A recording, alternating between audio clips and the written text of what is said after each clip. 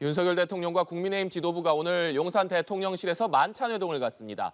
의정 갈등과 관련해서 구체적인 해법이 나올지 주목되는 가운데 여권 내에서는 윤 대통령과 한동훈 대표의 독대를 놓고 신경전을 이어가고 있습니다. 관련 내용 포함한 정치권 이슈들 김진전 중앙일보 논설위원, 김창룡 서울과학종합대학원 대학교 석좌교수와 자세히 짚어보겠습니다. 어서 오십시오. 네, 안녕하십니까. 말씀드린 대로 당초 지난달 30일에 예정됐다가 추석 이후로 한 차례 연기된 윤석열 대통령과 국민의힘 지도부 간의 만찬이 오늘 저녁에 진행됩니다. 윤 대통령과 한동훈 대표의 독대 없이 20여 명이 참석하는 단체 만찬이 될 것으로 보이는데 일단 오늘 만찬의 의미 김진 위원님께서는 뭐라고 보십니까? 한동훈 신임 대표 지도부와의 상견례라고 하는 형식적인 자리가 될 겁니다. 네. 더군다나 참석 인원이 26명 정도나 되고 그리고 한동훈 대표와의 대통령의 독대가 없고 그런 자리에서 일단은 당정 간의 여러 불협화음이 비춰지는 이런 상황이기 때문에 당정 간의 어떤 갈등을 대외적으로 봉합을 하고 어떤 사이좋은 모습, 화기애애한 모습을 형식적으로나마 보여주기 위한 그런 일종의 이 기획된 단합대회 이 정도의 의미에 그치는 것이지 그렇다고 해서 뭐 근본적인 갈등의 여러 현안이 해결이 된다거나 아니면 의료 갈등 문제에 관한 무슨 뭐 획기적인 해법이 나오거나 김건희 여사 문제에 관한 무슨 새로운 언급이 나오거나 이럴 가능성은 지극히 작다고 생각을 합니다. 네, 현안에 대한 해법보다는 단합대회 수준에 그칠 것이다 이렇게 전망해 주셨는데 김창룡 교수님께서는 어떻게 전망하십니까? 네, 신임 대표에 대한 격려성 자리와 함께 또 이번에 체코 방문한 그 성과를 함께 나누는 그런 자축의 자리가 되지 않을까 싶은데요. 문제는 이 체코 방문보다도 유난 갈등, 특히 독대 이를 거부하는 이런 양상을 보이면서 이 김건희 여사의 공천 개입, 선거 개입 이런 내용들이 매일처럼 쏟아지고 있는 이런 상황에서 독대조차 거부하고 있어서 이 자리가 굉장히 서로 거북한 그런 자리가 될 것 같습니다. 윤 대통령의 거부로 한 대표도 당내에서 대표의 위치가 흔들리면서 지금 국민의힘은 당내에 위기가 지금 다가오고 있는 모습을 볼 수 있습니다. 네, 말씀해 주신 대로 오늘 만찬을 앞두고 관심을 모았던 지점이 한동훈 대표가 윤석열 대통령에게 독대를 요청했다 이런 사실이 언론 보도를 통해 알려지면서 과연 독대가 이루어질 것이냐 관심을 모았습니다. 대통령실에서는 독대는 별도로 협의할 사안이다 이렇게 밝히면서 오늘 독대는 사실상 불발된 것으로 보이는데 한동훈 대표가 오늘 거듭해서 조속한 시일 내에 만나야 된다 이렇게 독대를 요청을 했습니다. 한동훈 대표가 이렇게 계속해서 사실상 대통령실에서 선을 그었음에도 불구하고 이렇게 독대를 요청하는 배경 뭐라고 봐야겠습니까? 일단은 한동훈 대표 입장에서는 상당히 정치적인 행보를 하는 것이죠. 본인이 원래 이것이 이제 여야 간의 무슨 영수회담도 아니고 또 여야 간의 당대표 회담도 아니고 대통령과 집권당 대표 간의 회동인데 이런 문제를 가지고 이렇게 공개적으로 줄다리기를 하는 것처럼 또는 이런 실랑이를 벌이는 것 자체가 대단히 상황이 왜곡된 것이다. 저는 진정으로 어떤 독대를 통해서 의료개혁이라든가 김건희 여사 문제 같은 것을 풀어보려고 하는 생각이 있다고 한다면 한동훈 대표가 여당 대표로서 아주 조용하게 대통령과 대통령실의 입장을 충분히 고려해 주면서 그래서 실무적으로 이 협의를 해서 독대 날짜를 잡고 이런 식으로 진정한 토론을 하는 것이 맞는 모양새지 여당 대표가 공개적으로 우리는 대통령한테 독대 신청을 했다. 그러니까 대통령실이 입장이 곤혹해지고 이런 오늘의 만찬과는 별도의 회동으로 이렇게 추진을 한다. 그런데 빨리 조속한 시일 내에 또 독대 일정을 잡아야 된다. 이런 식으로 집권당 대표가 대통령을 자꾸 코너에 모는 것이 과연 진정으로 문제 해결의 의지를 갖고 있다라고 대통령이 판단을 하겠는가. 그러니까 대통령실에서는 한동훈 대표가 진정성이 의심이 되고 자기 정치를 하려는 거 아니냐. 한동훈 대표는 요새 입만 열면 민심, 국민 눈높이 이런 얘기를 합니다. 그러니까 대통령으로서는 이거 진짜 당정 간의 화합과 문제 해결을 위한 거냐, 아니면 나와 각을 세움으로써 어떤 본인이 어떤 민심이라는 이미지와 연결을 해서 자기 정치하는 것 아니냐라는 강한 의심이 들 만한 상황이 됐습니다. 네. 김창룡 교수님께서는 한 대표가 왜 계속해서 독대를 요청한다 이렇게 보십니까? 이미 한 대표는 추석 민심을 거론하면서 대통령실이 국민 인식과 너무 동떨어져 있다고 공격을 했습니다. 그리고 한 대표 입장에서는 의료 대란이나 이 김건희 여사의 이런 문제가 이 윤 대통령의 결단 없이는 해결할 수 없다고 판단하고 있는 것 같습니다. 그래서 만약 대통령이 결단하지 않으면 공멸한다는 이런 위기 의식을 갖고 있기 때문에 지금 거부당하고도 계속 독대를 요청하고 있는 이런 모습인데요. 사실 언론 플레이를 하고 있다 이런 이제 이야기도 나오는데 그런 측면도 있는 것 같아서 대통령실에서는 상당히 곤혹스러워하면서도 한편은 그렇게 공개적으로 논의할 사안이 아니라고 부정하고 있는데 저는 한 대표가 이 문제를 해결하지 못하면 자신의 정치적 입지, 대표로서의 문제 이런 것도 굉장히 위험에 처하기 때문에 독대를 통해서 어떤 형태로도 문제의 실마리를 찾아가기 위한 노력이 아닌가 이렇게 보입니다. 네. 앞서 말씀드린 대로 한동훈 대표가 윤석열 대통령에게 독대를 요청했다는 사실이 언론에 흘러나온 이후에 친윤계에서는 강한 비판 발언들이 쏟아졌습니다. 친윤계 의원들은 한 대표 측의 이것이 언론 플레이 아니냐, 대통령 흠집내기가 목적이다 이렇게 비판을 했습니다만 한 대표는 자꾸 일각에서 흘렸다라고 하는데 그것이 아니고 여당 대표가 대통령에게 독대 요청을 했다는 사실이 보도되면 안 되는 것이냐, 대통령 흠집내기가 모욕죽이 아니다 이렇게 반박을 했습니다. 한동훈 대표의 오늘 반박하는 발언, 그러니까 여당 대표가 대통령에게 독대 요청을 했다는 사실이 보도되면 안 되는 것이냐, 이 발언은 어떻게 들으셨습니까? 저는 이 전체적인 이런 분위기가 참 생경한 풍경이다. 아니 집권당 대표가 대통령을 만나는 것이 언제부터 이렇게 어려워져 버렸는가. 사실 22대 총선을 거치면서 당대표와 대통령 사이에 여러 가지 문제가 많이 발생하면서 이제는 만남 자체가 매우 어려워져서 지리한 삽바 싸움 이런 것을 국민이 어떻게 보겠습니까? 지금 여러 가지 현안이 굉장히 많은데 만나지도 못하고 만나는 과정에서 당대표와 대통령이 서로 간의 문제를 노출하면서 국민적인 비판을 받기 때문에 저는 당대표가 어떤 형태로든 지금 지도력 그리고 정치력이 시험대에 들어섰기 때문에 대통령에 접근하는 방식이 이런 식으로 되다 보니까 앞으로 독대가 될지 안 될지는 지켜보더라도 이 과정에서 당대표로서 너무 많은 문제점을 노출시켜서 자칫하면 얼마 되지 않아서 이 재보궐선거가 끝나면 당대표가 쫓겨나는 그런 수순으로 갈 위험성도 있구나 이런 생각을 하게 됩니다. 네. 한동훈 대표 측에서는 우리가 흘린 건 아니다 이렇게 얘기를 하면서도 한동훈 대표는 이 사실이 보도되면 안 되는 것이냐 이렇게 얘기를 했습니다. 어떻게 들으셨습니까?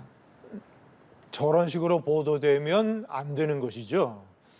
아까도 말씀드렸다시피 집권당 대표가 대통령한테 조용히 만나서 김건희 여사 문제나 의료개혁 문제를 얘기를 해서 뭔가 돌파구를 찾아보려고 하는 진정성이 있다면, 그것이 진심이라면 채널이 있지 않습니까? 정진석 비서실장과 대표 비서실장이 이 채널을 가지고 있으니까 그런 식으로 조용히 일정을 조율을 하고 신청을 하고 해서 대통령의 24일 만찬 오늘 일정과 상관없이 오늘 일정과 같이 연결을 시키니까 더욱더 언론의 여러 가지 이제 갈등으로 보도가 되고 시끄러워지지 않습니까? 네. 그동안의 어떤 집권당의 역사나 이 정치 시스템을 보면 대통령과 여당 대표의 회동을 이런 식으로 정치에 활용하는 사례가 없었습니다.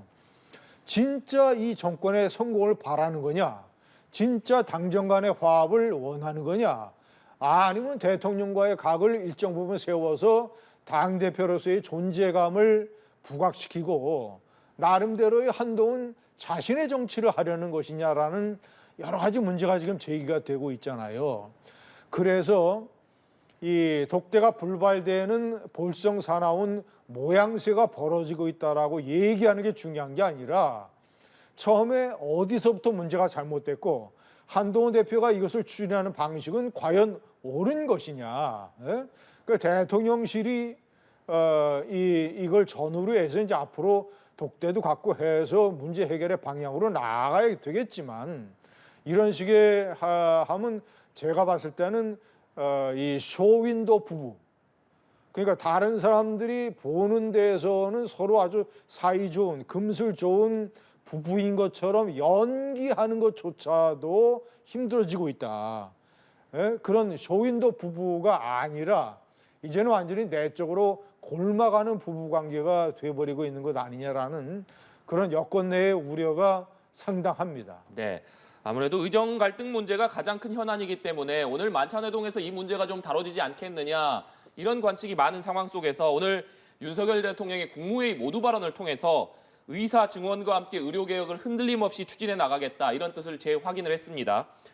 그렇기 때문에 교수님께서는 과연 오늘 만찬회동에서 의정 갈등 문제가 좀 얘기가 될 것이냐 그 부분 어떻게 보십니까? 이미 윤 대통령께서 모두 말씀해서 흔들림 없이 의료개혁 추진하겠다는 정부의 강력한 의지를 천명했습니다. 네. 그래서 의사정 협의체가 어떤 형태로든 잘 굴러갈 수 있을까 의문을 갖게 만들었는데요. 이 의사들대로 정경영의와 의사들은 서로 간에 지금 타협이 안 되고 있고 네. 여야는 여야대로 그리고 정부는 강력한 지금 드라이브를 거는 이런 상황에서 협의체에서 어떤 협의의 실마리를 찾겠습니까? 그래서 당분간 혼란과 이런 갈등은 지속될 것이고 이 협의체 자체가 제대로 굴러가지 않는 그런 모습을 우리 목격하게 될 것 같습니다. 사실 의료계에서 여야 의정 협의체 참여를 지금 거부를 하면서 여야 의정 협의체가 출범하지 못하고 있는 상황인데 윤석열 대통령이 재차 의료개혁에 대한 재추진 방침을 밝혔습니다. 어떤 의미라고 보십니까? 일단은 윤석열 대통령으로서는 시저가 루비콘 강을 건너서 로마를 공격을 했던 것처럼 로마에 입성을 했던 것처럼 대통령으로서는 의료개혁의 루비콘 강을 이미 건넜습니다. 내년도 입시 1,500명 증원은 이미 수시의 원서 모집이 다 끝났고 이것을 뭐 정시에 그러니까 수능 이후에 모집을 하는 정시에 할당된 약 1,500명을 만약에 의사협회의 요구대로 취소를 만약에 하게 된다면 수험생들의 대혼란이 벌어질 거고 수험생과 학부모들이 소송을 내면 정부가 질 가능성이 대단히 높습니다. 그러니까 이는 빼도 박도 못하고 이미 내년도 증원 1,500명은 루비콘 강을 건넌 거예요.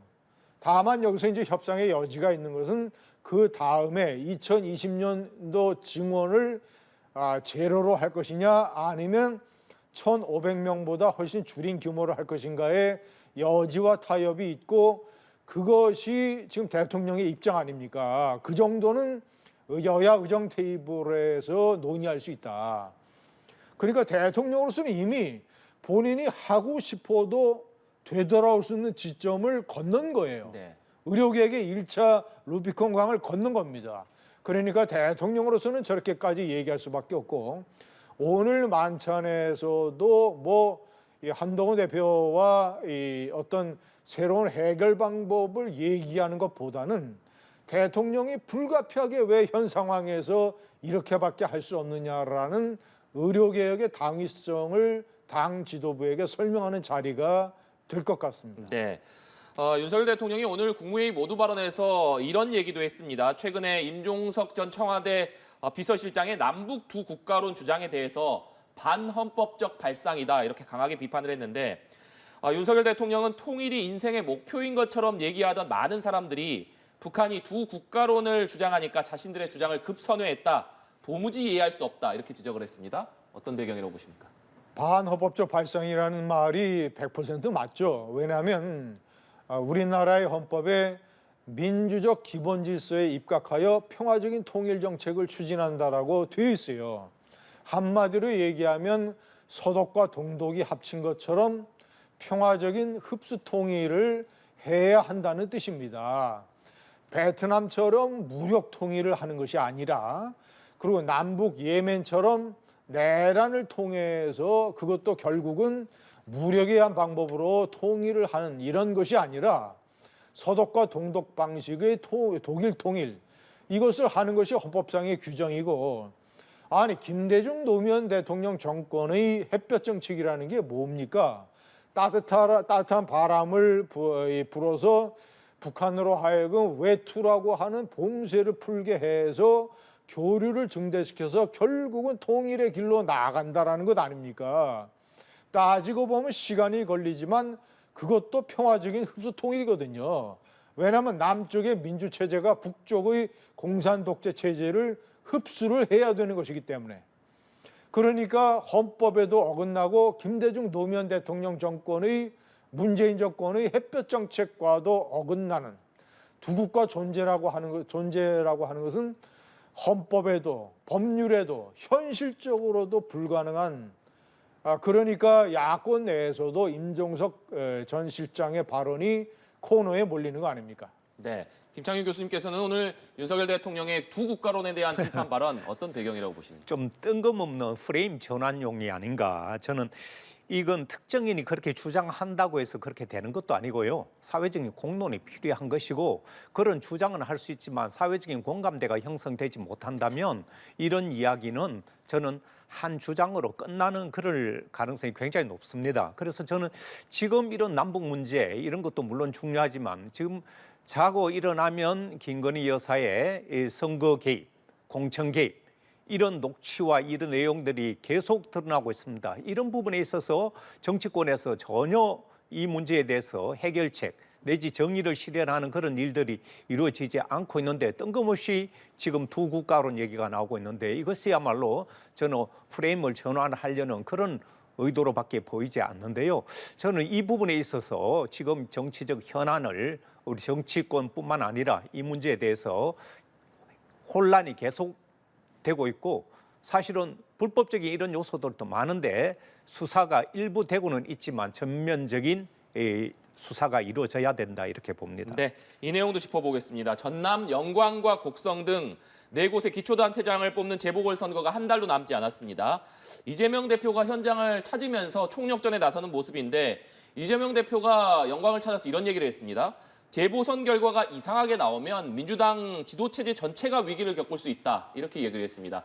사실 이것이 기초단체장 재보궐선거인데 결과가 이상하게 나오면 민주당 지도체제 전체가 위기를 겪을 수 있다. 어떤 의미라고 생각하십니까? 저는 그건 좀 과장된 것이 아닌가. 지나치게 지방자치단체, 기초단체의 선거에 정당의 지도부가 가서 과도한 의미를 부여한다는 것은 저는 이건 좀 다시 생각해 볼 문제다. 지방 기초단체장은 지방에 그야말로 봉사하려는 지방 일꾼을 뽑는 그런 자리에 정당의 지도부가 가서 거기에 과도한 정치적 의미를 부여한다는 것은 그건 모든 정당은 무슨 선거에든 무조건 이기려고 하는데 특히 특정 지역 이런 곳은 사실상 경쟁이 없이 후보만 이 공천이 되면 그대로 당선되는 그런 지역들이 많았습니다. 전남도 그런 지역이기 때문에 저는 경쟁이 필요한 곳에서 거대 정당이 경쟁하는 그런 구도를 유지해 줘야지 거기에 지도부가 뭐 어떻게 된다는 하나의 기초단체장 선거에 과도한 엄살 내지는 이 뭐랄까 의미 부여가 아닌가 이렇게 봅니다. 네, 김창윤 교수님께서는 좀 과도한 의미 부여다 이렇게 말씀해 주셨는데 김진희 의원님께서는 이재명 대표가 왜 이렇게까지 얘기를 했다라고 보십니까? 충분히 예민하게 반응을 해야 되죠. 왜냐하면 첫째는 민주당에는 안철수 악몽이 있습니다. 2016년 선거 때 문재인 대표의 민주당을 뛰쳐나간 안철수 의원이 국민의당을 만들어서 호남을 완전히 싹쓸이하지 않았습니까? 그런 악몽이 있는데 지난번 올해 4월 선거 때 비례대표 득표율에서 조국의 혁신당이 광주, 전남, 전북에서 괄목할 만한 차이로 1등을 했어요. 이재명 대표의 민주당이 전부 다 밀린 겁니다. 호남에서. 그때도 제2의 안철수 악몽이 등장을 했었는데 이번에 만약에 한번 보십시오. 단순한 지자체장 선거 몇 개가 아닙니다. 강서구청장 선거를 대패해서 여권이 크게 흔들리고 결국은 총선 참패까지 연결이 됐던 것처럼 이번에 만약에 전남의 영광, 곡성 같은 데를 조국 혁신당에 빼앗기게 되고 부산 금정구, 인천 강화는 원래 어려우니까 부산 금정구 같은 데서도 민주당이 아무런 약발을 보이지 못하고 해서 커다란 패배를 하게 되면 이제는 거기다가 이제 11월 15일 날 예정된 선거법 위반 사건의 1심 선고 앞두고 지금 굉장히 이재명 대표가 예민해져 있는데 선고의 유죄 판결 같은 것이 나오는 것까지 연결이 되면 거기다가 호남의 텃밭에서 흔들리게 되면 그러면 이재명 대표는 사법 리스크 국면에서도 힘이 약해지고 그리고 민주당 내에서조차도 이재명 대표의 리더십에 대해서 근본적인 문제 제기가 있을 겁니다. 반면에 조국 혁신당은 현재 원내 교섭단체도 못 되고 존재감을 부각시킬 방법이 없는 상황에서 만약에 이 호남 두 곳에서 한 곳이라도 만약에 승리를 하게 되면 적어도 본전 이상의 어떤 정치적인 득점을 하게 되는 것이죠. 네, 알겠습니다. 오늘 두 분 말씀 여기까지 듣겠습니다. 지금까지 김진전 중앙일보 논설위원, 김창룡 서울과학종합대학원대학교 석좌교수와 얘기 나눠봤습니다. 오늘 말씀 고맙습니다.